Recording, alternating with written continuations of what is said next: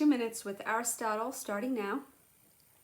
We're still on chapter 13 and 14. So in the last video, we talked about being able to verbally tell your story before you start writing it, right? Because you want the stakes of your story to be so high that every scene incites pity or fear, and at the end, your audience is overcome with these emotions, right? That's your goal, right? You want to tell a great story.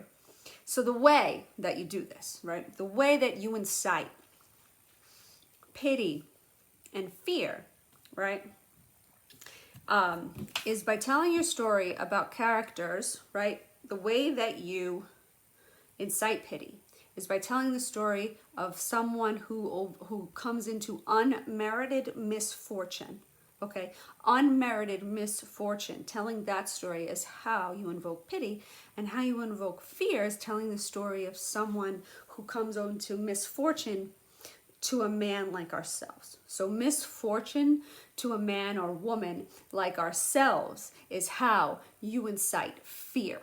Okay, so these are two little rules or helpful tools. If you want to know how to incite these things, well, tell the story about someone who is like yourself. Tell a universal story about someone I can relate to. I'm watching myself on screen go through these horrible, fearful things. I'm going to be fearful. And to incite pity, tell the story who comes into the action of the story through unmerited misfortune. And if you read Poetics and you go to chapter 14, he'll explain all the other ways in which you could try to incite pity, but it won't work. If you tell the story of someone who has great fortune and they're stupid and they lose all their money, you're not going to have pity for him because it's their own fault. So what he's saying is, if you want to incite these things, you have to make sure you're telling the story about unmerited misfortune. It's not their fault this happened to them.